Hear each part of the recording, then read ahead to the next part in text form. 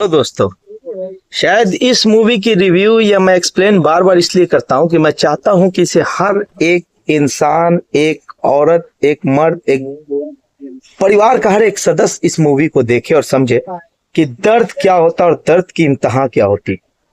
Film भाई 2018 की movie है। फिल्म का नाम है अज्जी। कहानी देख के अगर आपका दिल नहीं रोए तो आप मुझे कहिएगा।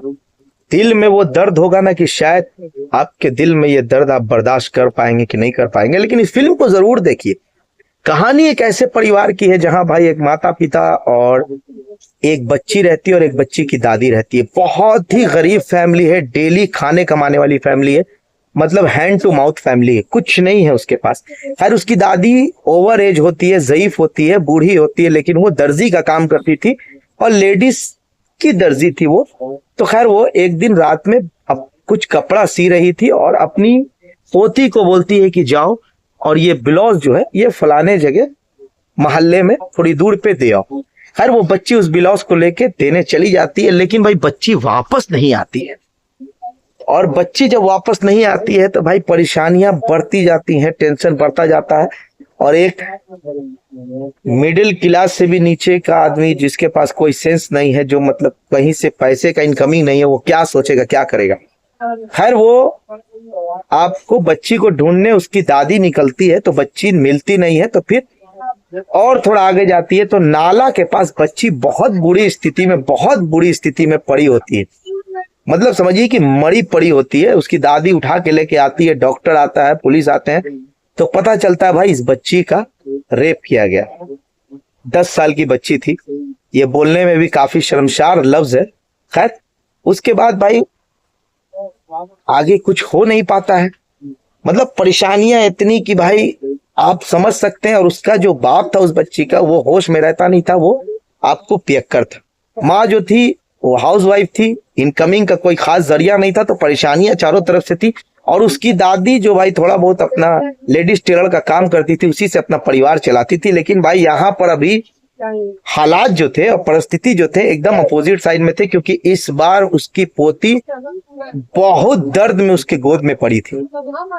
वो क्या कहती क्या करती कुछ समझ में नहीं आ रहा था उसको। खैर कहीं से कोई पता नहीं लग पाता है कि भाई वो लोग थे कौन, और ये पता कहीं से कोई लग नहीं पाता। उसकी दादी परेशान रहती है, बच्ची बहुत ज्यादा दर्द में रहती है, लेकिन उसकी दादी को ये चीज बहुत ही भाई अपने दिल दिमाग में खटकता है।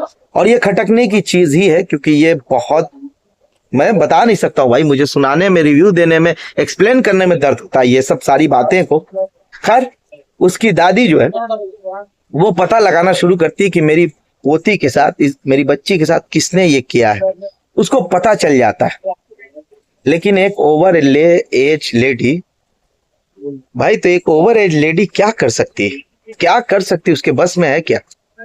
लेकिन यकीन मानिए औरत ओवर एज की हो कम एज की हो, टूटती नहीं है। और उसकी शक्ति ऊपर वाले ने उसे ऐसी दे रखी है कि उसके बारे में लाजवाब है। और मैं हर मतलब लेडीज को मैं दिल से बोलता हूं भाई कि कभी नहीं टूटना, चाहे हालात जैसे भी हो, और हिम्मत हमेशा रखना। खैर उसकी दादी ओवर एज के बावजूद भी पता लगा लेती है भाई कि आखिर किसने किया। और वो जो आदमी था ना, वो इंसान के रूप में जानवर था, एनिमल था वो।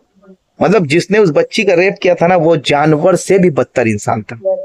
खैर अब इसकी दादी के दिमाग में एक ही चीज था कि भाई मुझे बदला लेना है, और कैसे लेना है ये पूरा सेटअप उसने तैयार किया।